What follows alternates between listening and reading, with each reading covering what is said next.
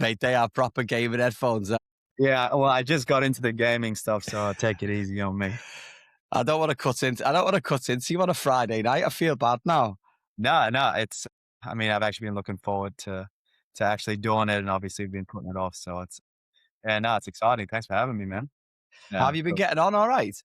Yeah. Slowly but surely, just managing different, completely I, different, everything. yeah. So I saw you cut your hair as well. You had a little bit of growth the other day when I seen a picture of you, I'm sure. yeah, well, I'm trying to rock your fresh look, you know. Mate, listen, this But, this is not a choice, man. This is not a choice. This oh is a lack well, of options. mate, no choice makes one less decision, so it's nice to be rocking with that. No, that's fair enough, fair enough. Welcome to the Crossing the Pond podcast, hosted by me, Gary Adair, where we talk to people from all walks of life, artists, educators, entrepreneurs and adventurers, to explore the stories and lessons that can help you understand yourself, others, and create meaningful change in your own life. This week on Crossing the Pond, we're joined by Regsan Watkins, whose journey began in Melbourne and led him halfway around the world to pursue the dream of playing college soccer in the United States. We explore the international recruiting process, what it takes to leave home as a young student athlete, and the challenges of adapting to a new country, culture, and education system. Over the past decade, Regsan has built a life and career in America while navigating the highs and lows that come with living thousands of miles from family and friends. Now, with a decade of experience behind him and a recent move back to Australia, he reflects on the lessons learned, the opportunity gained, and what it feels like to return home after 10 transformative years abroad. You were born in South Africa, stayed there until you were 3 or 4, and then moved to Australia. Is that right? Yeah. So born in South Africa, moved to Australia December of 2002. So I was 4 years old at the time.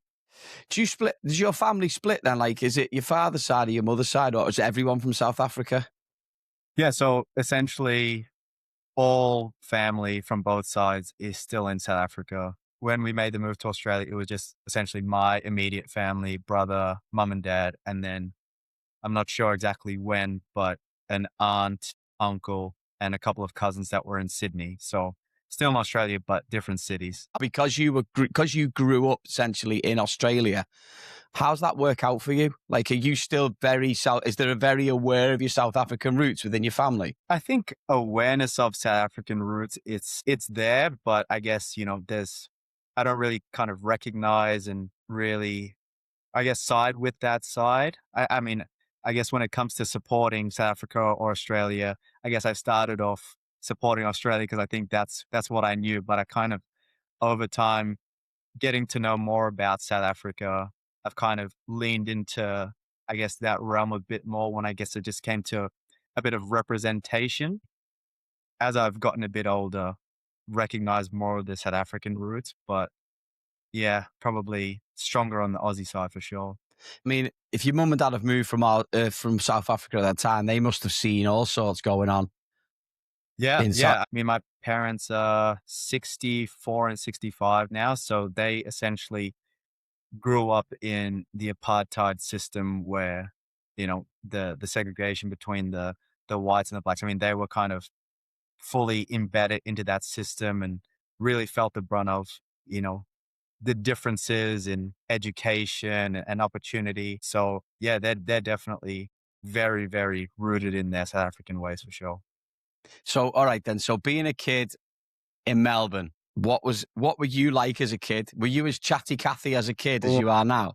Yeah, I'm pretty bad now, but I'll definitely say when I was younger, it was a bit worse because, when you're that young, you don't really understand what control is at that point. So for me, I was just super hyperactive, like constant, like talking nonsense, like for no reason whatsoever. But yeah, I guess very sporty at the same time too. That's probably what kind of kept me, really kind of engaged in life at such a young age.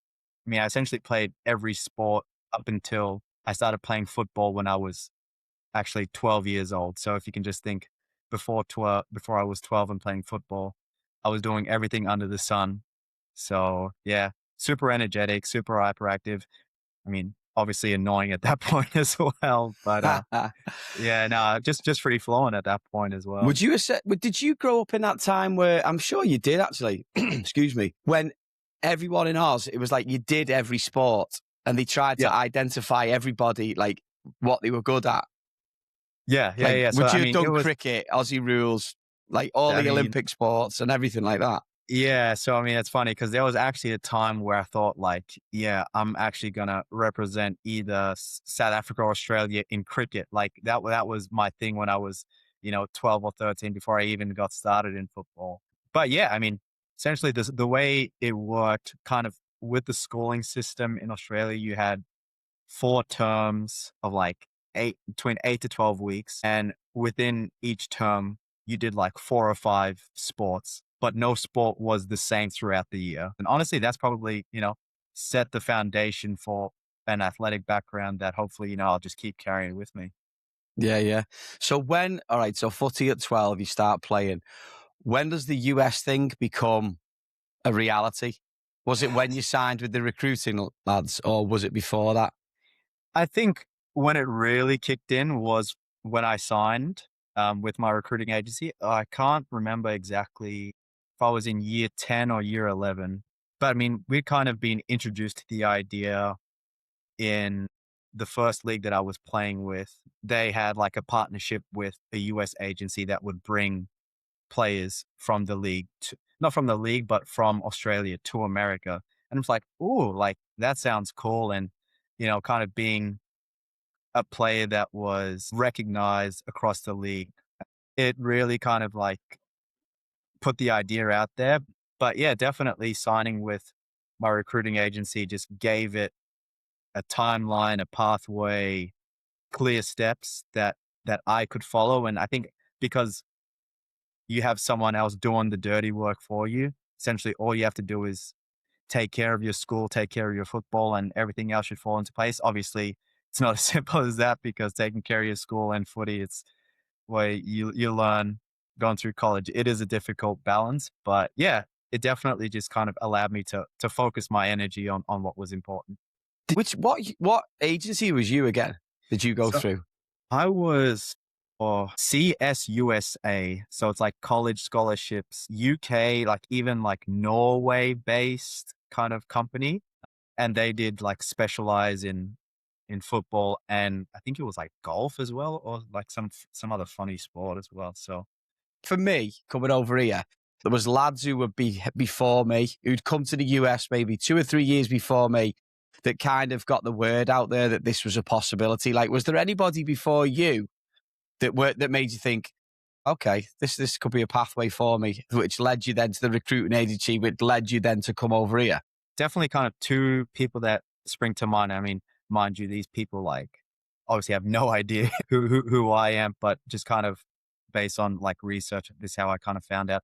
There was one girl who played at the same club that I did in Melbourne. I think she could have been a year or two ahead of me, maybe a year. When I checked her CV, like great education as well. She was Mm. already like in the pro ranks in Australia as well. And I'm just like, oh, okay, like there's someone who I'm I'm closer to like proximity wise because we play in the same club that's kind of doing this, but to a level that is like, when you think about schools in America, like top schools, Stanford is one of the first names that come to mind. So kind of seeing that, I'm just like, okay, like you can actually kind of get somewhere from Australia in the US. And then another person, it was kind of the other way around. He came from the US college system. I think he went to Harvard. And then after he graduated, he came to play in Australia. Especially for him, almost just kind of seeing the way that almost like you could see his athleticism was at a different level, but he still had a bit of like football sense as well. I guess the cliche at that time was America is just running and long balls. You're better off just being an athlete at that point. So Yeah. kind of seeing that almost made it okay. Like if I go, I can get something out of it. Was it difficult as an international recruit to get it all done and understand what was going on timelines wise, or did Oh, the company get it right? Or I know you were dealing with us, essentially us being like Falloon, but also was it easy for you to manage the steps? Because I always struggle with lads in England. I don't think they quite get it, what you need to do to get over here. And it can be a bit of a pain in the ass. Mate, when I think back at it, I would not do my recruiting like the same way at all. And I wouldn't tell anyone to do it the way I did it, because it felt like the last 7 months, I did about 70% of the process, but I'd already been with them for about, I think I signed with them from about like a year before that. So, oh yeah, they had laid out the steps, but it's kind of, they can't do certain stuff without you. You need to do one thing before they can proceed to the next thing. And yeah, I was kind of behind a lot on kind of where I wanted to be in the recruiting process. Just delays in kind of getting stuff done with the SAT. So school started in August. I did my first SAT in January. Because in my head, I'm like, yeah, like I'll get a school in August. Like, this is fine. And, my whole family and everyone else is preparing for it. But I did the first SAT in January and then again in April. So, I mean, you tell any person in recruiting, I mean, you essentially won't even get an offer if you start trying to look for a school in January and want to start in August of that year. So yeah, they go, what's your SAT score? I go, I haven't done it yet. And you're like, right, bottom of the pile, honestly. Yeah, and that was the funny part too, because in Australia, especially, say you only have 10 SAT opportunities for the whole year, because that's how they do it, like that infrequently.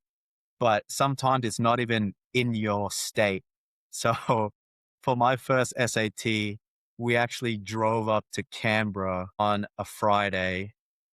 I did the SAT and I forget whatever the written essay was on the Saturday morning. And then we drove back to Melbourne and got back on Saturday night. So within the space of 2 days, we traveled 16 hours just for me to go and do an SAT test. And it was, don't recommend doing that for anyone else. But No. yeah, I mean, got it done at the end of the day.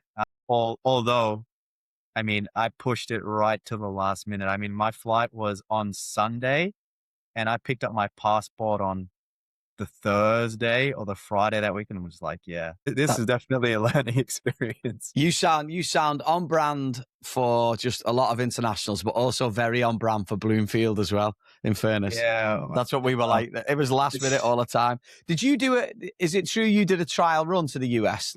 Which is quite nice to be able to do that.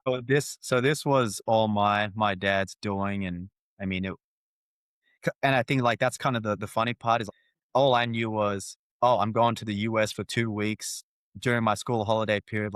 What am I even doing? So yeah, it was me and my dad. He essentially organized a 2-week trip to the West Coast of the US.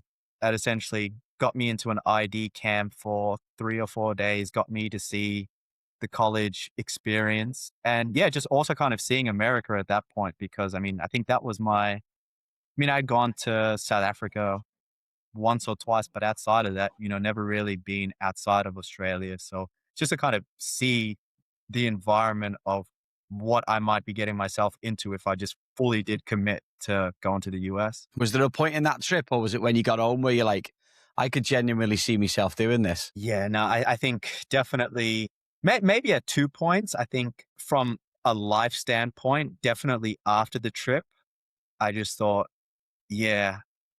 And it's funny because I don't know like what it was. I just said to myself, like, yeah, like this has almost got to be it. Like, now I'm confident that I can go and do it. And then I think on the other side, like the footballing side, because you obviously see this big old system with a bunch of plays, and me kind of analyzing everything, you try to think like, where do I fit in this whole equation? And definitely the ID camp showed me that for my age and the relative level that I was playing at in Australia, I was at least at the level. So, all right, West Coast, everything else, I'm sure the weather's lovely, and you end up in Jersey at Bloomfield College. What do you think people underestimate about leaving home at that age, or things that are not in the recruiting manual that you find out pretty quick about moving away?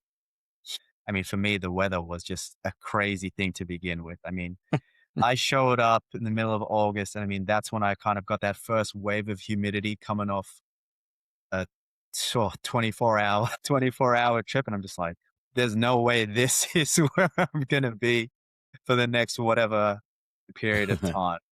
But I think definitely underestimating my perception of success, because when I was in Australia and playing in Melbourne, I mean, I scored goals at every level that I was playing at, every age group in Australia. So I'm just like, yeah, once I get to the US, like, I'm just going to like get going from the first minute. And I can just remember almost like having a complete breakdown after not scoring in the first 3 games of the season. I'm what, what is going on? There's no way that I'm struggling this much. There's no way that it's actually difficult for me to to put the ball in the net when everywhere I've gone, like I've done it. So kind of just understanding what success looks like at each point in the journey, I think is something that, I definitely underestimated, because I thought it was just going to come straight away. And I mean, it just, it just didn't.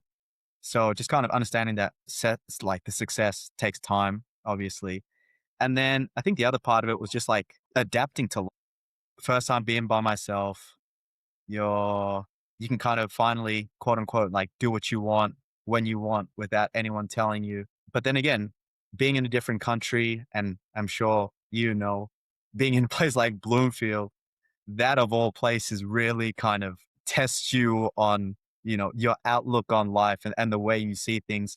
Not in a bad way, but just because it's so different, just kind of understanding that there's just a lot that goes on in life that obviously I'd never been exposed to. So just definitely just trying to keep an open mind as much as possible, but also kind of staying true to yourself, and rooted in your beliefs that you had when you first get to a foreign country, or, anywhere you go. What you learn from the lads at Bloomfield? Because to put it in perspective, it's not like Bloomfield is the worst place in the world, but No, it took, and I know this because I recruited there for, 3 or 4 years. It takes a certain type of person Yeah. to be at that school, because it's not the razzle dazzle of what you would normally see it from a college. Let's not forget that. The team was good, but because there was a lot of internationals as well. And even the local lads were internationals essentially, because they were first or second generation from their country. Like, what sort of things do you learn from them, or able to lean on them for advice as well? The biggest thing was staying true to myself, but I also just kind of hearing these kids' stories, because I mean, man, for me, I always thought in my head, okay, I'm gonna go to university, get my degree, you know, get it, like, do all this stuff. But, when I think about some of these kids' journeys, I'm like, wow, like, for you to get to college soccer, I'm like, you need to, like, tip your hat off, just because getting here, like, for you in itself, like, it is an absolutely outstanding achievement. So just kind of staying true to myself, and just kind of just remembering why I came to America, and, to do what I do or wanted to do. And then I think kind of the second thing was just kind of understanding who I'm around. I think, coming from Melbourne, Australia, I mean, I was one of the only, darker skin kind of people at my school. And then I go into Bloomfield, and I'm like, there's almost no, no light skin, so it's, No, it's very, it was very diverse. it's very diverse. So for me, and this kind of happened early on in preseason, and I'll never forget this. We were in training almost on the second day, and we were doing a passing drill. And I remember I was getting on one of the Jamaican boys about, like, his passing. And I could just remember, like, being very angry, and just, really, really aggressive in my communication, because obviously, I mean, at the level that I was playing at, I was playing with the first team at the time. And, we've got European guys who played at a high level, or just high. And, that was just their way of kind of communicating. And for me, I was never the type of guy to, talk back. So I'm just like, yeah, like, I can take it. I can respond to it. So when I got to the US, I just assumed that, if I yelled at someone, like they'd be like, yeah, yeah, yeah, like we can respond. I mean, found out the hard way that, the Jamaicans don't like being told what to do in an aggressive way. So one of my teammates actually came up to me and he said, yeah, just the way that you're talking to these guys, it's actually, they're getting less and less confident as opposed to more and more. And in my head, when I got there, I'm just like, yeah, I don't know if that's my problem. Like that's honestly, that's not a me thing. Like that's on him. And then thankfully I kind of got out of it and I said, like there's just such a big difference you can make with the way that you speak to someone from a different country or a different culture, or you even just treat them. And I can just remember from that point on, I mean, and I still carry this with me today. It's just when I go in to talk to someone, just really kind of understanding how they respond to the words that you say, whether you need to be aggressive at times with some people. I mean, obviously we had a few Europeans on our team, so I knew like with them, it was easy. But then, when you get a bit of the Caribbean boys or the kids that grew up in New Jersey, it's like, yeah, I need to put my arm around you, maybe after this session, I'll tell you what I was thinking in that moment. So just to kind of make them understand that you're not attacking them, you're just really trying to help them. For me, just the communication and understanding the players on like a very personal level. I mean, I think that actually helped me integrate with the team a lot easier than I would have compared to maybe some of the other boys who kind of were a bit stuck in their own way, who'd already been in the US at that time, kind of didn't have time to, mess around. So yeah, no, that was probably one of the biggest things that I learned. And I mean, that just kind of carries through into every other aspect of life, especially while I was at Bloomfield. Yeah, yeah. I can remember the same thing. One of my first sessions at Bloomfield, and it was a Jamaican lad. Actually, Yeah. there was an English lad and a Jamaican lad, and I think I've said something the same sort of tone as you. And I'd been like, it was one of my earlier years in college soccer, so you feel like you're dealing with men, so you can speak to them like that. That and, was it. And he's Yeah. I just seen him just go. I just shut down, and he's like, "Who is this lad?" And then one of the other Jamaicans absolutely rocked me because I was jumping in a little bit and playing, and one kid just absolutely nailed me in a challenge. I was like, all right, sound, I know we're in place. And that might have ended me. I think I was about 31 at the time. I think that ended me at that point. I know. Did you still lead? It does, doesn't it? Well, it was like welcome to training camp. I was like, yeah, all right, I'm in. I understand now. Yeah. Did you and your family, did you still lean on your family a lot while you were in Bloomfield? Because I know your dad came to see you because there's that story about the Airbnb in Newark. Yeah. Well, I mean, before I get to that, we can get into that story. But I think there's kind of like a hidden benefit to it as well. I mean, essentially, it goes back to when we were in the West Coast. I mean, we used to, when you think West Coast, you think like LA, Hollywood, like, yeah, I was probably like San Diego, like I was probably saying like in nice places. Yeah, we get to LA and I just remember like we're staying in like a motel in like a gang area, and I'm just like, what is going on around me right now? And then later in that day, he's like, yeah, we're gonna go downtown like on the bus, and I'm just like, like I don't know a lot about America, but I think I've seen enough to know that like getting on a bus in a gang related area, like it's probably not the best idea. And I can just remember. No. I can just remember kind of just being nervous the whole bus ride. And then kind of ties into, him visiting me in New Jersey.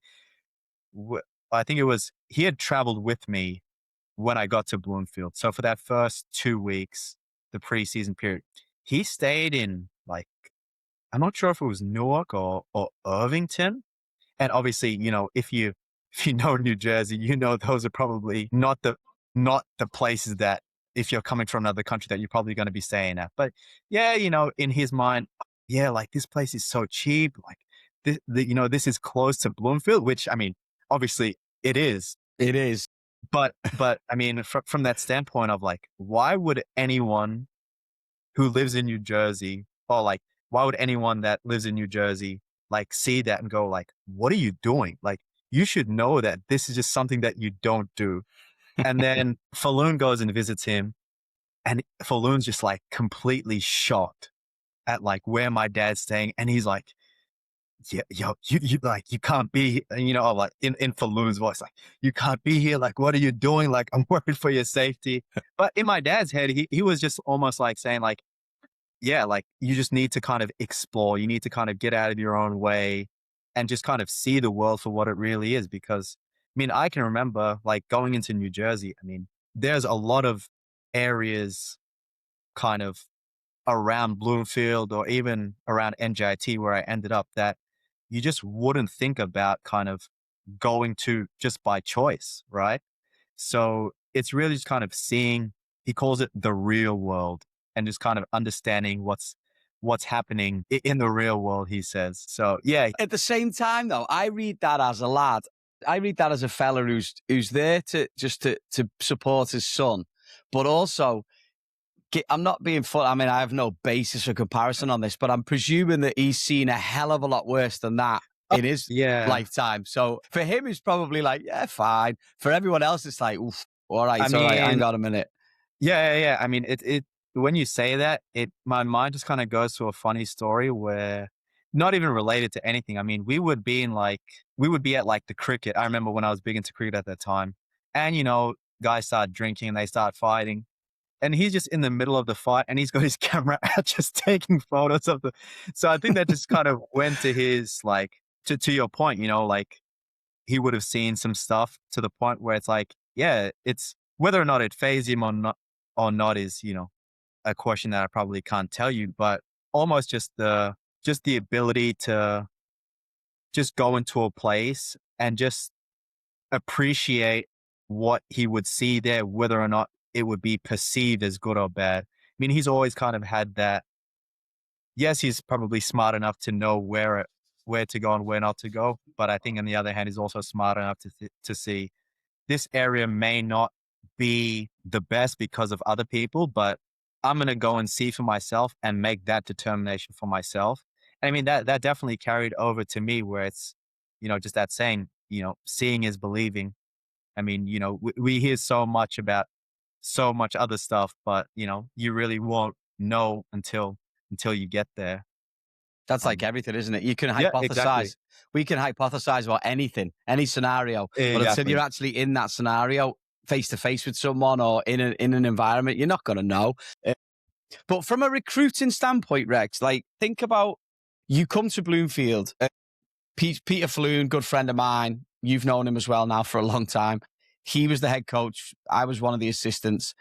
And in the time that you were coming to Bloomfield, he got offered another job and took the other job. So then all of a sudden now you've gone from being recruited heavily by him. And I can only imagine how heavily you were recruited because I know how many text messages he sends people and phone calls and everything else. It's the WhatsApp voice messages.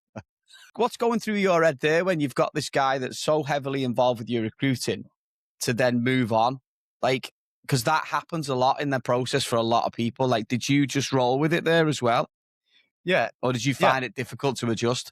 I genuinely think I found out when I got to the US. So the day before preseason was about to begin, I just found out that it's like, oh, he's not the coach anymore, this new guy. And I'm like, wait. No. Like something must be wrong because how does, like to your point, like how does the guy that recruits me to come to the US, who is the only coach that kind of I had trust in to, kind of help me in my US journey, like how does he just drop everything and leave? I like, you're just naive and think that like it just couldn't happen.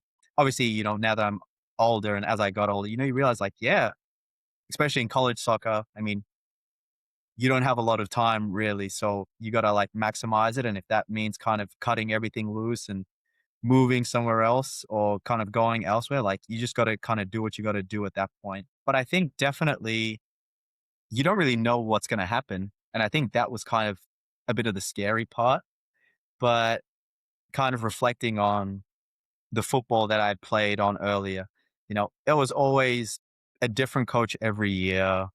You always have to prove yourself.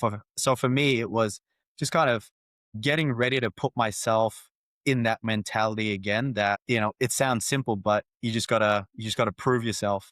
So I did already kind of have that mentality, but, you know, to kind of go from a situation where it's like, the coach to now it's like snapping back into that was a little bit, you know, difficult to begin with. And I think definitely the family was a big thing. I mean, having my dad there for the first 2 weeks, he essentially did all of my life admin so I could just focus on preseason. And I mean, Right. Yeah. and he'll probably tell you like that was probably the worst preseason that I've ever had. You got 2 weeks. You For the first time I'm training twice a day. The heat is terrible. I've got big Jamaican guys out sprinting me like on every run. So it's like, yeah, like it was difficult, but he essentially kind of sorted out all of the life stuff that I just didn't have time to do in the 2 weeks. So that once he had left, he essentially just dropped off a list. Go here for this. These are restaurants. This is where you can go for this. And it was almost like just a checklist that I knew where I could go for stuff that I needed that I didn't have time to do myself. So that was really a big help. And then they actually, him and my mom ended up coming in October as well. And I think for me, that probably made that first season so special because when I'd found out that I had won my rookie of the year and my first team all conference awards, they were actually there with me when I found out.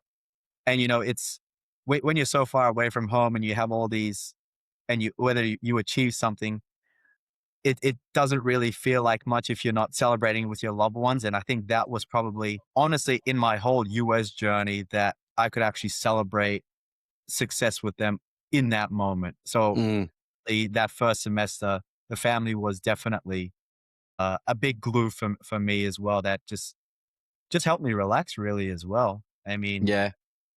just kind of took my mind off of everything and just kind of centered me into why I was in America.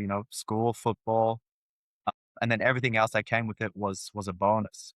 So you do settle down, Bloomfield. You had a good first season, great first season. Win Rookie of the Year.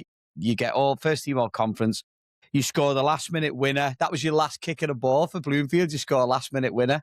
Yeah, so that was in my sophomore year. Okay, yeah. Yeah. Going into that game, or going into that season, I'd already kind of had the conversation that I wanted to transfer. But I think kind of one of the reasons that I came back to Bloomfield was it's like I had something to prove to myself. Anyone can be a one season wonder. I think I scored 13 goals in my first season. So to me, it was like, for me to really kind of put my foot in the ground and show who I am, I need to do it again. At least that's what it was in my head. I think I realized, when you go to the US, everything is like, how was your last season? So maybe I would have been better suited, like coming off that season as opposed to my second season. But yeah, I went into that season just thinking, this has got to be my last season at Division 2 if I want to continue progressing. I think it's really hard when you have something like that on your mind and, you can't really share that with anyone. It's hard to really kind of express yourself at times when you're an international and you just kind of don't really understand. You just don't want to be vulnerable in Plus, that you're tied to the visa. You're tied to the visa, Yeah, aren't you, as well? exactly. So, and when you go into the transfer portal, did you pretty much have it lined up that you were going to go to NGIT or you were going to go somewhere at the end of the season? Yeah, well, I mean, I knew in my head as soon as the final whistle went for that last game, it was I was gonna be gone, or I wanted to be gone. And again, like that's what made it so emotional. That with my last ever kick with this team, it was a game winner. And I can remember after the game, we're celebrating, but me and my friend, my teammate, best friend at the time, like that, I told like we just like embrace, and for about a minute or so, it's like everything shut out and like the emotion just poured out because like in my heart, I knew that this was it for Bloomfield. And then, to get to the transfer portal, it was almost like it was an irreversible decision at that time. It's like, you're going, like don't expect anything to come back. So yeah, based on the previous semester, I kind of knew that if I was serious about, going to the next level, you had to act quick. And I think that's kind of, that's, I guess, a thing in life that's difficult. When you're in such an emotional period, how do you kind of still move forward with focus and just with a clear mindset? Because for me, like, that's what I needed at that time. But I've just coming off this high of ending my season. We were down 3-0 and I scored 4 goals in a game with my last kick being, you know what I mean? So it's like, Oh yeah. you need to get off that high as much as you don't want to, as soon as possible, and really like get the next part of the process going. So for me, it was almost within the next 2 weeks, I was in the portal. And I think at that time, your coach had the power to essentially say, no, I'm not putting you in the portal. So I was like, I just hope that he approves this. But yeah, got into the transfer portal, and from there, I was just kind of free to explore. I didn't plan to move until the following fall semester. So I'm like, yeah, I'm in it now. I got the spring or the first couple of months to really look, and then I can make a decision from there. But yeah, as my story turns out, things moved a bit quicker, which actually, turned out to be a benefit for me. It's a great point, that, by the way, about making changes, or like when you make a change and you're so emotionally charged, high and low, right? And it doesn't have to relate to football. It can relate to anything, really, like jobs and relationships and everything else that goes with it. Like, you've still got to keep moving forward, but you've got to try and do it with a clear head. You could have just been like, yeah, nice one, I'm leaving, but I'm going to do the spring at Bloomfield. But it doesn't work like that. And yeah, typically the best time is to get out in December. And I think kind of it helped that I brought that up in February, March of that same year. I think it was 2018. Yeah, 2018, my fall semester. That same year, February, March, I had already brought that conversation up, but it was already too late at that time, and I was kind of already, committed to the next year or to the next season. So again, to your point, and probably this is just straight from my dad, just putting all emotion to the side and just being rational. It's like, if you're going to get somewhere, like, stuff needs to be done, as harsh as it sounds, whether or not you feel like it or not. So definitely at that time, I knew I needed to be urgent. What was the biggest adjustment to go into NJIT Division 1? Like, you talk about going to Bloomfield and not scoring for 3 games and getting frustrated. Is it true that Fernando went after you about your standards? I think that could have been the most difficult, not could have been, that was the most difficult semester that I've had throughout my college years. This is spring 2019. Spring 2019. But honestly, even live period, I think like that's really up there, because Fernando's was not mine, not fit, overweight. His was not mine. Although it, so there's that one part of it, which is why I essentially came to NJIT, for the football, for the plan that he had for me coming in, and then, for the rest of the time that I was going to be there. So the football almost like already gets off to a bad start.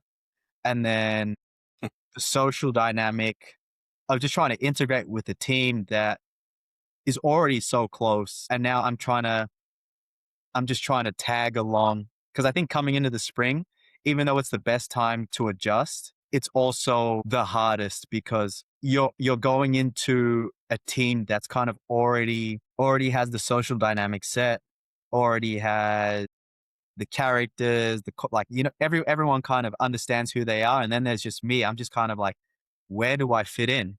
And yeah, like that was really difficult. And the social aspect, being new on campus, it just kind of, I almost felt like a stranger, like, at times. And, you kind of, because of obviously the weight and the unfitness, you almost just kind of scared to to look dumb as well. You're scared to ask questions because it's like, oh, who is this guy looking to try and succeed when, like, look at him, like he shouldn't even be here, like that. Like, yeah, it was just really kind of difficult. And then obviously, again, the actual adjustment part. I mean, higher academic standards, even like things about like the living arrangements, like living with another person that like you don't know, the food, obviously. I mean, spring semester, I mean, it's snowing for half the semester. So then you add the wind. It was almost like everything that has the potential to throw me off track was happening at the same time. So yeah, for me, like the adjustment was just trying to survive, really. Do you think the way that you were recruited into Bloomfield and like the way you were made to feel about going there, it was an easier transition because it was nice and fluffy and you were going into something new? And then all of a sudden it was like, right, bang. You go there because you know it's a step up, but you are well out of your comfort zone, and it's just like, right, too fat, no friends. You're looking like you're going to take off. Everyone's looking at you going, we're bringing this kid in because he scored goals at Division 2, so he is coming to play. Whose position is he going to take? So you're probably pissed off about 3 people straight off the bat because you were looking to take someone's position, right? I mean, that's how football works. Yeah. Because of the process or whatever it was. This was the realistic introduction to college soccer almost. Yeah, I mean, I think that's kind of like twofold, right? On the first hand, I mean, yeah, like it was just completely, I wouldn't say smooth sailing, but almost as I got the feeling when Falun recruited me, he was like, yeah, like this is the missing piece, like talking about me. So it's almost like he still says it, It's hopefully he says it, until he goes to the grave. But yeah, it's one of those. I think when you have the confidence of the coach before you even play, it's almost just like, yeah, as soon as I get here, I mean, I just know like as soon as I get fit and as soon as I get comfortable, like it's going to be goals galore. But yeah, definitely getting to NJIT. I mean, I knew I wanted the highest standard, but I never experienced what that standard was. When you go in for weigh-ins or, I mean, I dreaded the body fat test. Like, oh, it was terrible. And then, the numbers go to Fernando and then he's like, yeah, like we can see everything. I'm like, oh, this is not good. And then you've got the heart rate monitors to track your performance. You've got the technology in the weight room that sees how you're lifting and, like all your numbers. The level of professionalism was something for me that that's where I always wanted to be, but I never experienced it. So it was definitely like, it felt pretty cutthroat at the time. But I think having gone through it after I was already, I'm not going to say a seasoned college player, but, I had 2 seasons under my belt. I kind of understand, okay, fall is one season, spring is another season, but it's not really a season. Like this is where you develop. So going into NJIT, I could at least kind of take a step back and say, you know what, this spring semester, it doesn't really count towards anything. So I essentially have a whole semester to get fit, get comfortable with the school, get my academics up. So it didn't turn into a no pressure environment, but depending on how I looked at it, that's how it really was. I could almost use that semester to get myself to a Division 1 level, as opposed to coming in and being Division 1 ready. Even though you think it, you're probably not a Division 1 ready player in your freshman year. Obviously, there's obviously exceptions, obviously, but for a large majority of players that go into the Division 1 system as a freshman, your body is super underdeveloped compared to, your sophomore, even your sophomores are like miles ahead of you from the physical standpoint. And just like the training, the attention to detail, the discipline. When I got to NJIT and I kind of knew what the standard was, I could adjust with that. Like for me, that was something that I think I did quite well, was just adjusting to the level of expectation, even though the first semester was a bit of a nightmare. Yeah. Was there a moment, like, was there a breakthrough moment for you that you can remember? Like, is it a player coming up to you? Was it a conversation? Was it moment in training? Was it when you found out that you weren't such a fat ass and you went back to? I mean, that took a while, that bit. But honestly, that whole first semester, I don't think there was like a standout moment, like for me, like even like on the field. I mean, obviously kind of losing a bit of weight and like, yeah, like that would be a big thing. But like for me, it was always like, that was all just part of it, right? That I didn't really I didn't really have set milestones. Hmm. I mean, yeah, you don't know what you don't know, do you? At exactly. that point. So, but I think the semester had finished, and I mean, I was just super happy to see the end of it. But I was waiting on one grade, and I'm just like, this grade will essentially determine like the next semester. And this is May already. So I'm like, and it was a computer science course that I should have dropped. I didn't. I shouldn't have been in for the first place. I just needed a pass. And I can remember it was the first game for Monmouth, Saturday morning. Checked my phone. I had passed the class. And it almost like the whole weight of that semester had been lifted off my shoulders to the point where it's like, okay, now I can really put this behind me and now I can kind of focus. I had obviously been training basically every day. I obviously had FC Monmouth, so I had games coming up. I didn't have to worry about school. The weather was going to be, like so it was all kind of the dark kind of chapter had gone past. And now it was like, I can look forward to just really focusing on football. And I think at that time too, I was in a bit better shape. So, there was a bit more confidence. I like, yeah, like I can get fit. Like I'll be able to train. Like I know how I need to train to be ready for this level. But I think I would say the real breakthrough moments, honestly, they came in the fall season. So what, 8 months of not really kind of gaining traction to, showing up for preseason. Everyone's like, wow, like you look good. Like you look fit. And I think that's kind of where it was like, yeah, you know what? Like I feel like now I can actually feel what that professionalism that paid off. I know what that feels like. And you can, you run a bit faster, you can run a bit longer. And obviously in preseason, I scored a couple of goals and yeah, everything just kind of seemed, the momentum was finally there that I think they were expecting me to show up within the spring, that because I didn't understand what I was going into, that, just came 8 months later. You know what? Like, it's almost as if Fernando has said to you, like what you've said to those Jamaican lads when you first got in at Bloomfield. You've had a go at those Jamaican lads thinking it's normal. And the Jamaican lads have sort of like shut down or whatever. And then Fernando said what he said to you. And you've gone, and now all of a sudden, but then you've finally caught up. It's took 8 months to get back to speed again. When it came to football and obviously now all other elements of life. But, you could tell me nicely, you could tell me not so nicely, and I'll just try to take the actual message of what you're saying. Obviously, the way Barbodo came across, I mean, if you know Barbodo, when he's not happy, he has a way about him. Yeah. You know what he's feeling just by the way his tone is. But in my head, again, it's like really getting out of your own head and the situation and actually listening to the message. And I'm just like, he actually has a plan for me. He has worked with players and kind of seen them transform and become players that were better than when they first arrived. And I probably didn't understand that, obviously, because, I hadn't gone through that type of journey. So yeah, just really taking that message in, it was like, you know what?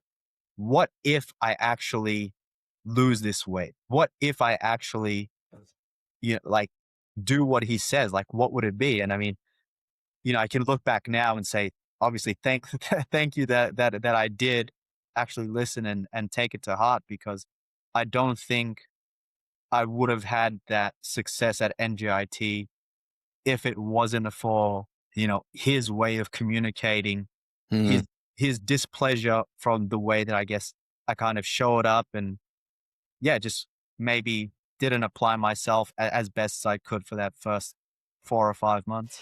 So 2019, is that when you win the tournament? Is it 2019? Yeah, 2019. So you go, so from that, right, from what you got told at the beginning of 2019, you go win the tournament and you get the MVP of that tournament, America East. Yeah. After all of that stuff, like, you finally got yourself over that hump. Did it feel like, was that like okay, I belong here now? Yeah. And then all of a sudden we get killed at the beginning of 2020. Yeah. You've gone from down here, back up here again, then back to 2020 where the brakes were on again. Yeah, it was, I mean, that was probably one of the most hectic, and now when I look back, eye-opening life experiences from January to November of that year.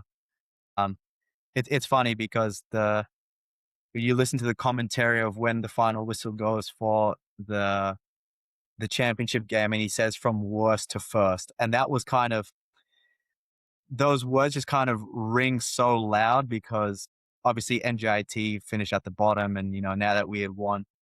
But for me, it was like just the ultimate reward. I mean, I'd essentially done a complete 360 from my lifestyle, my level of professionalism, to the point where like I fully when you really just work and you fully earn something, but you don't know that you're going to get it. So that's what it was like. And then you get there and it's almost like you just can't believe that it's happened.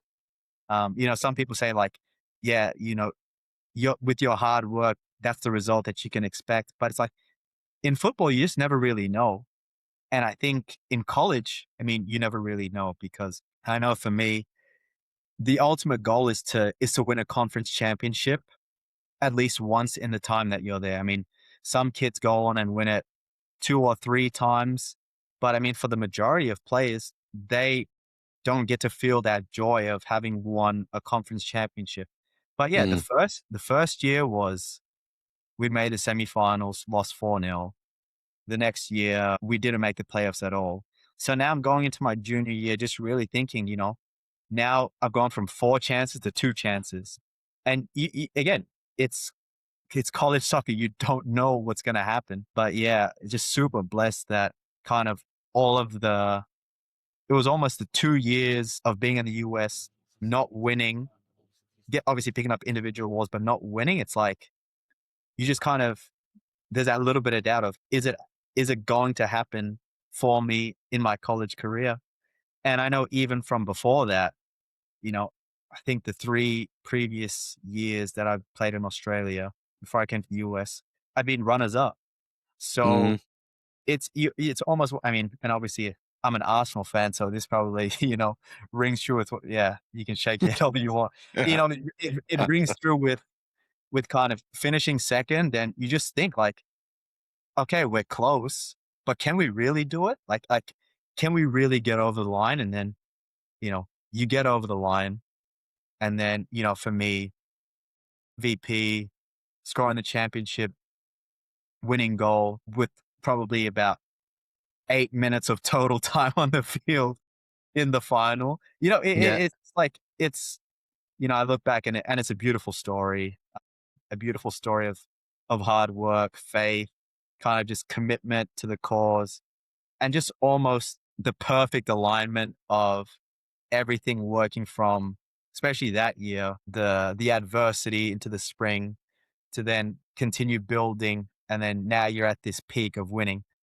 Yeah, like it was amazing. And then creating history for the school was something else. And then COVID comes, and you're just like, what now?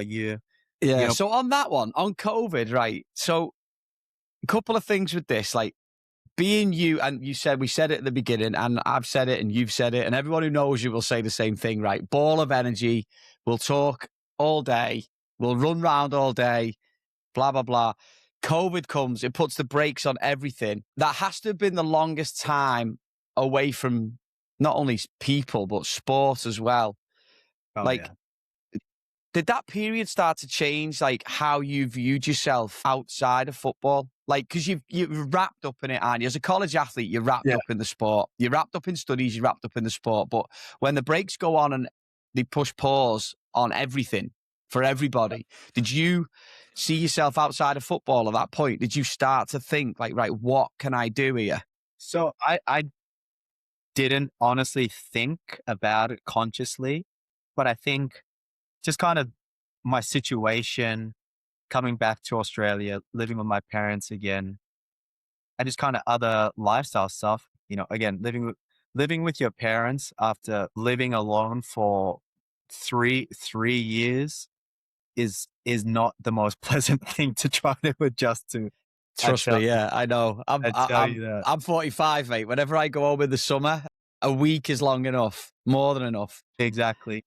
But I think it's one of those things where I probably needed that because I was probably so fixated on football and so fixated on wanting to be successful in my final year. I just had to, think about, okay, it's not going to be like this for that much longer, whether or not I liked it or not. Yeah. So obviously still being able to do my studies from Australia was a big help because it still kind of kept me on track, and it did keep me disciplined and structured in a way. But yeah, also kind of you realize the small things that you missed out on being away for so long. For me, I mean, now I could finally see my friends again. Obviously being with my parents, obviously living with them is one thing, but to have that time with them that you didn't have, and to have time to really almost do a lot of life admin at that time. I mean, for me, it's probably something that I would have avoided by choice, but just kind of being in that environment, just kind of, I probably took more steps back in that period than I ever have, just because my environment dictated that, yeah, you really need to kind of be strategic into how you're going to go about, whether it's the next month or the next 2 months or the next 3 months. I just really had to be strategic. So yeah, definitely, as much as I didn't want to, thinking about life outside of football was something that definitely kept on coming through. Yeah. So when things get going again, 2021, you get back in really, right? I mean, there's kind of a few bits where we got back in, but 2021, you would say was probably the peak, which is a good thing because it was your last year, right? Am I right? So that was you played for us in the summer of 2021, I think. Yeah, and then I went back. Yeah, so I knew going back into the spring that I was going to graduate, but I also knew that I was going to be there for another year after that. My Barbato had reached out to me and said, essentially, do you want to stay another year with your current deal? So I'm like, yeah, I mean, I'm going to do a 1-year master's program and obviously have the same. I'm like, yeah, that's a no brainer. And obviously another year of football didn't. Did you finally feel at that point that you were the player that you wanted to be? Honestly, I'll say no, just because I always felt that the player that was spring 21, it was always there. I just think it was like a culmination of understanding college soccer, understanding how to train, how to approach games mentally, physically, balancing school. It was almost like a perfect storm had come up of the last 4 years and then built up to this, just this, almost like this period of, 3 months that almost like morphed into again, another alignment of everything that it seemed that I touched just turned into success at that point within football. I think it was definitely again, I wouldn't, from the outside looking in, it probably looks like it was the peak of my career, which in a sense, I don't think there's any mistruth in that. But I think for me, everything just came together. And I mean, that was just a result of everything that I'd gone through in the previous seasons, I feel. Yeah. Because to be fair, you scored a lot for us that summer as well, I remember. And then He scored a few. You did. Yeah. You're just one of them people that just scores goals. You always seem to be in the right spot at the right time. But then you go to, in that 4 was the one where you set the record for assists. Am I right? 21 for NGIT. You got points or something like that. You got the record for points in a season. So me and Rennie were like the most points in NCAA. That was it. But yeah, like, I mean, obviously, Rennie had scored like 10 more goals than me, but because I also like brought in the assists as well. I think in the last game, in that last semifinal that we lost against Vermont, I was on 99 points. And then I scored in the last 3 minutes. And then that was like my 101th point in NCAA. So like that's a cool thing to say. Yeah. Because I mean, if you think about it, 100 points, you know, if you think two points for a goal and 1 point for assist, you know, you do at least need to, yeah, you actually do need to put some good stats on the board to be able to reach that 100-point mark. So yeah, definitely an achievement there. What point do you start realizing that like the whole football thing and the, you know, having to find a new career? When did you feel like football, not slipping away, but like wasn't a full priority anymore after college? Because you've had this super high, you've won the league, you know, you've won the conference 1 year, you've set the record another year, you're still successful, you're playing in the summer and doing well. You're wanted, is what I'm saying. Like you're a wanted player.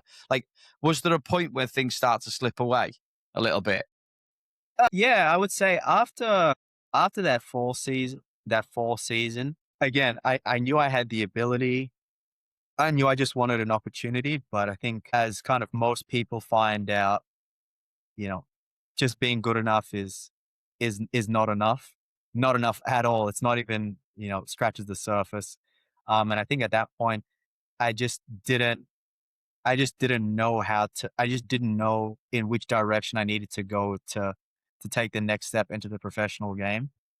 And as much as I kind of tried to get to, you know, like an open trial here or there, also having the visa, the international thing hanging over my head, you know, you realize if you're not an established player, having that tag is essentially we don't want your services kind of thing. Mm. So yeah, I think at that time, you know, I came back for the spring of 2022, trained, played, and, you know, I was feeling like, okay, like I'm ready to kind of have another go at it. And then, yeah, got injured in the summer. And that was kind of the injury was probably the final nail in the coffin of like where it really felt, okay, now it's time to focus on something different. But yeah, looking back, I was almost just hoping that someone would find me or an opportunity would show up between November and April. But again, I think kind of when you live in the US, you've got 1 degree, you're on the verge of getting your master's. You almost don't settle for anything less than kind of what America could provide if you didn't pursue football. So I kind of knew that, yeah, like I could get a job, I could be earning a decent amount of money if I just focus on a job. So then it's kind of, you know, you get a bit older.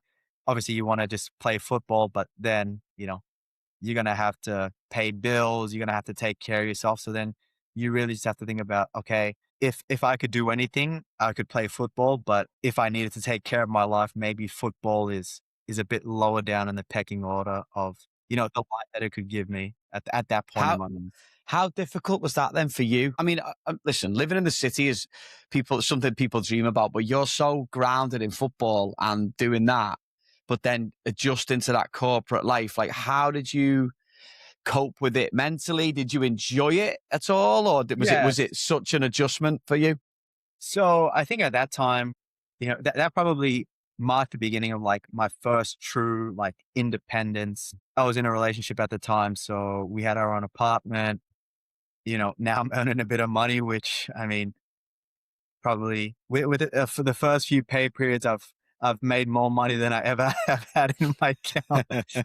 Which I mean, it's not a lot of money, just to be clear. But obviously, when you're in college, it's having any money. It's like it seems Yeah. crazy. But yeah, I think for the first bit, you really enjoyed. I mean, I can remember I took the subway in, and I remember I was at the Oracle at the World Trade Center. I'm like, wow, this is cool. Like I got my phone out, like I took a photo. I'm like, yeah, like this is my station for the next however long I'm gonna work here. And then you get out, and then my my work building was right next to the World Trade Center. So you have the memorials, and then you're almost just kind of in the heart of downtown New York City. You got Wall Street, that's not too far away. So there was definitely like a bit of awe in the fact that I'm like, wow, like I'm here now. Like I actually made it. And obviously I didn't really kind of envision myself in that type of position, but I knew that if football didn't work out, which obviously it hadn't, the reason that I went to school, that I,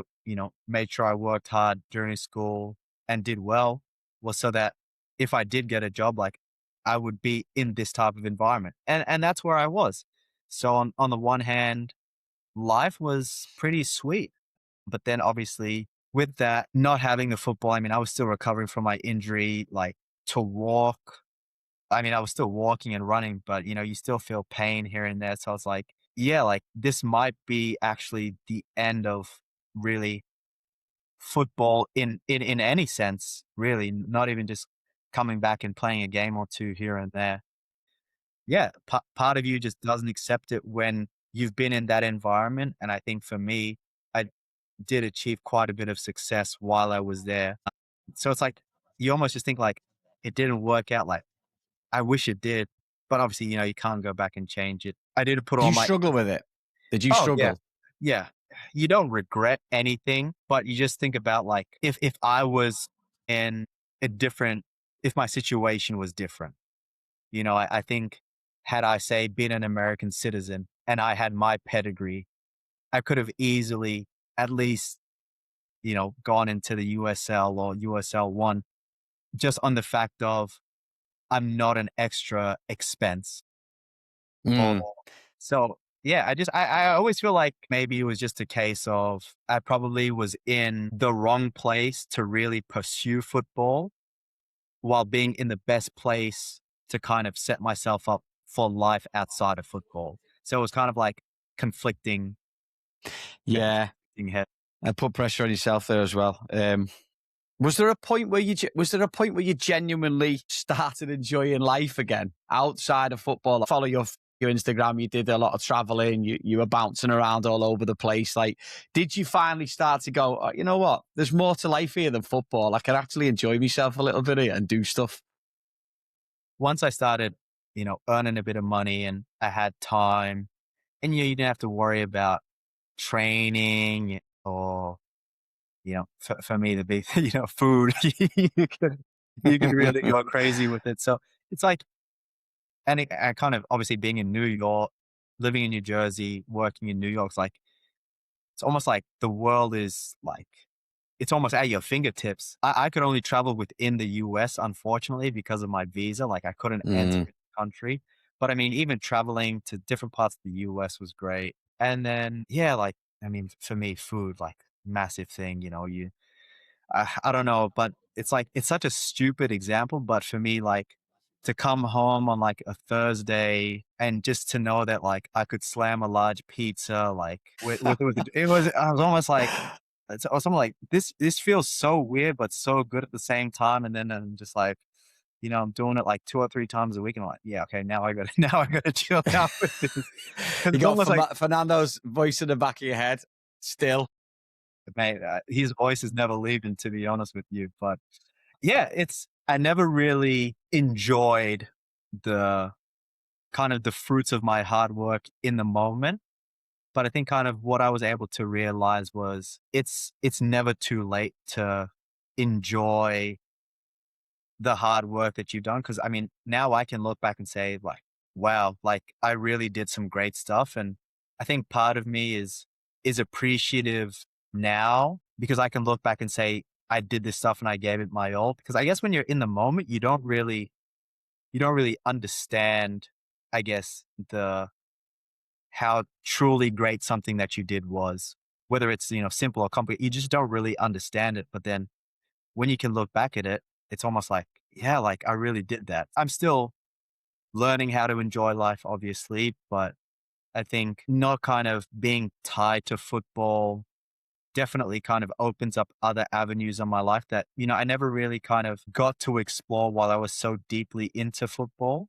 Part of me, it's almost like it feels normal for me to just be fully invested in like football and that. So that is still, you know, still a bit of a weird thing not to have. After 10 years ish, you move back. What's it like from an emotional standpoint? What's it like returning home? I think when I first got back, it was more, okay, like this is just very odd because I think it was one thing to return to Australia, but to come back to the Gold Coast or Queensland or Gold Coast, Queensland, where I had never lived before.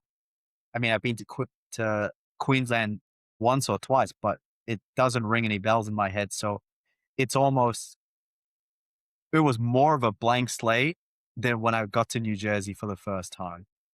At the time that I left the US, I really felt that, for me, leaving the US was something that I just needed to do for myself. I think from the outside looking in, I don't think any person says, "Oh, I'm going to leave the US just because of the opportunity, everything that you can make for yourself, the culture. Like it is a great place for any international person. But I think for me, I'd almost become American to the point where everything was just routine at that point. The sexiness of the US had died down, and now it was just another place for me. And kind of having the visa stuff still to worry about, and yeah, it was just all kind of condensed. And obviously, as I got a bit older, you realize certain things that maybe you didn't think were important when you're 18 or 19. Now, these are the stuff that's like, if you want to build your life and be happy, like these are certain things that you want to have. And I guess in the US, it just didn't really have that. So coming back to Australia, it was, again, a weird, clean slate, but it was also a time to just really kind of see what I can do in my life, knowing that for the first time, I don't have to worry about being deported from the country or, having to act a certain way at my job, because if it's not for this job, like I have to leave the country. So it was almost it's a no pressure environment. It's freedom, isn't it? It's Oh freedom, yeah, really. yeah. It's Now, and I think I think that's the weird part, because because I never really kind of had that for so long. You don't know what it feels like. And it's almost like somehow you almost mentally limit yourself. You say, like, I need to do this, I need to do that. But then if you really look to it, it's like there's nothing at all like to really like stress you to the point where it's like your life is on the line. Where it felt like yeah, when I'm in the US, it's almost like, yeah, every day into work was like, I just, don't get fired. yeah, no, it's true. But yeah, it's definitely a clean slate. And obviously, but now it's gotten to the point where it's, because it's a lot smaller of a place, getting comfortable, that process happened a lot quicker. So now I kind of know my way around it. So now it's to the point where it's like, huh, what would it have been like if I stayed in the US? Like all those questions start to come back in. But I think as it comes down to it, you know, you just kind of have to see the situation for what it is. And I mean, I heard it somewhere as I was scrolling through, could have been Instagram or social media somewhere. It's like you're always craving what you don't have. So when I was in the US, I wanted my family, I wanted the no pressure of Australia. And now I'm in Australia and I have it. And then you think, oh yeah, wouldn't it be nice to have the busyness of New York City or this culture again? So, it's just that you can always find something to say, oh yeah, I wish I had this, I wish I had that.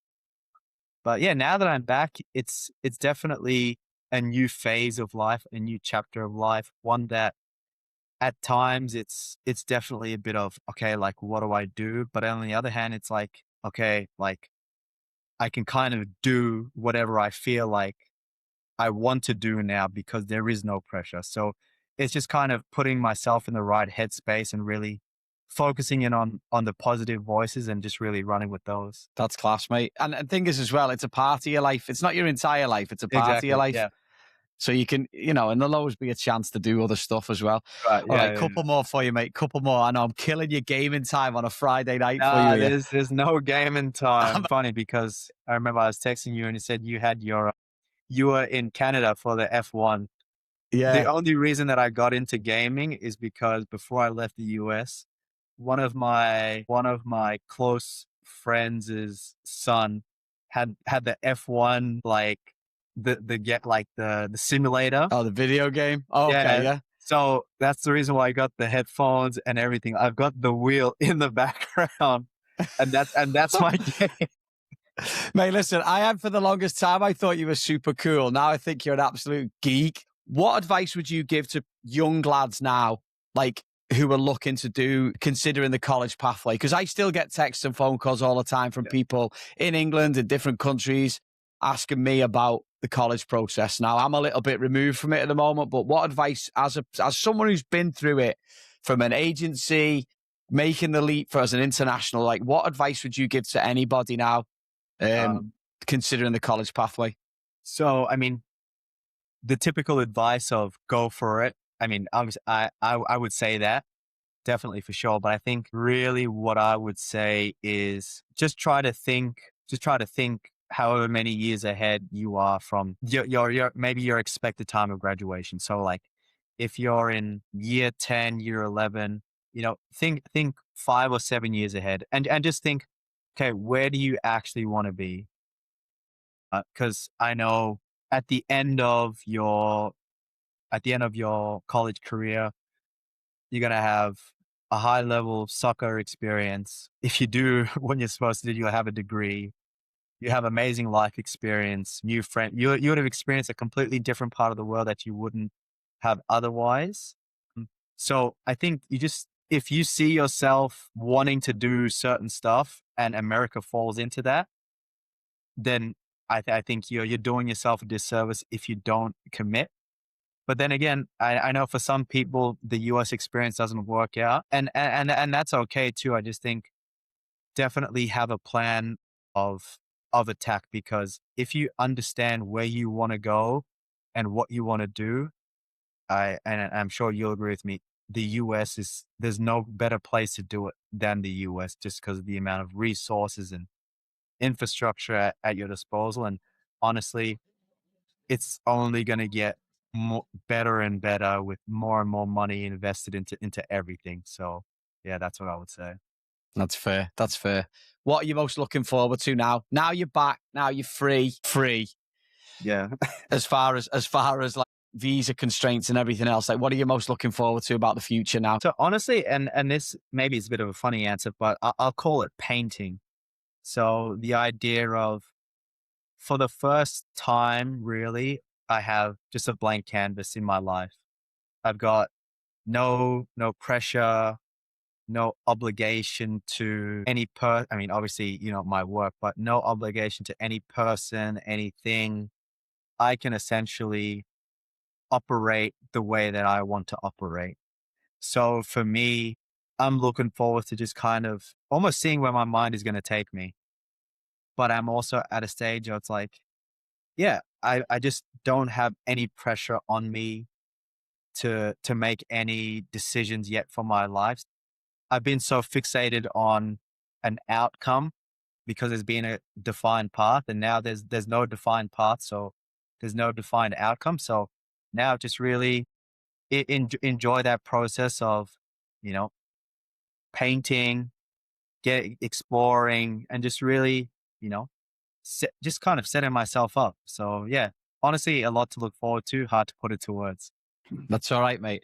This is I really appreciate this morning, this afternoon, this evening, whatever it is. It just reminds me of our USL drives backwards and forwards, which yeah. crazy enough are like 5 years ago now, which is mental. But yeah, it just reminds me of that. Just talking about life and that. But no, Regs, thank you, mate. It's been an absolute pleasure talking to you, and I'm glad to see you back on your feet and you're all good. Appreciate it. Yeah. Before you go, I've got a couple of quick fire questions for you. Just quick. Given you at one point you were a 3 a week habit, what's your favorite pizza topping? This is not controversial at all, but if you're not putting pineapple, if you say pineapple, if you're not putting pineapple on pizza, you mate, there's a part of life that you're just clearly don't care about. Mate, that's proper savage. Proper savage. All right, this might be a no-brainer. Chips Ahoy or Tim Tams? Yeah, Tim Tams. Yeah, I never really liked Chips Ahoy anyway. Well, yeah, I know. I don't even know why I asked it. Stupid. But now I'm at the point where I can only do like 3 Tim Tams and then I'm all chocolated out, which like is a far from eating like the whole 12 in the pack. Now it's just like, yeah, I can't do that anymore. A kid brought some in for me in school. She's an Aussie. She brought some in for me when she went home the other week, and I was like that. They were like, I had 2 of them, and I was like, ooh, all right, that'll do. What flavor? Were they the just the original flavor? Or? Just the normal ones, yeah. And here's another one for you. Tim Tams go in the fridge or in the cupboard? I'll be honest, I like to put them in the fridge. Correct answer for me, that. Okay.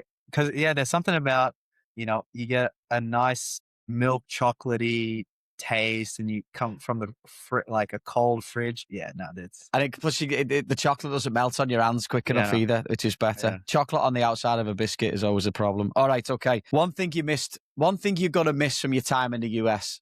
I would say the traveling. All right, that's the next question. What's your favorite place?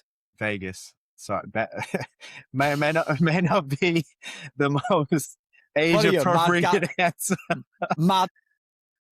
Nah, I think it was just, once I started earning a bit of money and, I mean, I ended up getting into the UFC quite a bit. So, all right.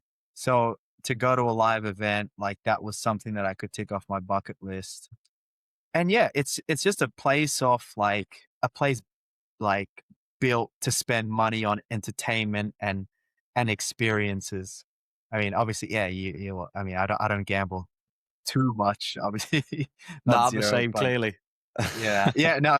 So yeah, I just love and I think that was probably at the time that I went, the freedom aspect was really there. And I mean, I think to explore Vegas when you got a bit of money and freedom, it's either one of the best things you could do or the worst things that you could do. Yeah, fortunately, I was on the better side of that equation. All right, out with football and cricket. What's one Olympic sport that you definitely think you could do? Like Australia on the phone, Sports Institute. What are you doing? We need someone for the Olympics. What's going on? What can you do? I tell you what, when I was 11 or 10 or 11, I did little athletics and I did discus, that one where you throw like the plate like thing. And I can remember like in one of the rep events, like I actually got like second place. Maybe discus is the best bet for a medal. Discus. Brilliant. Yeah, funny one, eh? That's a good one. All right, 2 more for you. Who's going to win the World Cup? Well, definitely not England. Sorry. Yes. That's all right. I don't disagree with you. A lot of people are saying it Brazil, not Brazil. Some people are saying Spain. I don't think Spain. Honestly, give me who's going to win the World Cup. I think France. I think France is. I also think France. To be fair. All right. Last question. If you could describe this conversation in one sentence, I know it's going to be very difficult for you to do that. But if you could describe this conversation in one sentence, what would you say? I'd say this conversation has been unbelievable because it has allowed me to openly and honestly reflect on my experiences that not only help me as I speak about them, but also hope to help other people who are striving to achieve a difficult goal in their lives. And my mind is You were locked in then, by the way. You were locked in. Yeah, I mean, I had to go slow because if I put one word out of place, you can quote me, and then I'm gonna have to. No, I wouldn't do that to you, Regs. I wouldn't do that to you, mate. Thank you so much. I appreciate the time. I know I'm taking it away from your social schedule or your gaming schedule on a Friday night, but I really do appreciate it, mate. It's been really cool. Appreciate it, guys. Appreciate it. Thanks for listening to today's episode. If you or someone you know has a story to share, we'd love to hear from you. Reach out to us via our socials or visit www.crossingthepondpodcast.com to get in touch. Please be sure to subscribe, like, or leave a comment if you can. Thanks so much for listening, and we'll see you next time. The Cross Pond Podcasting.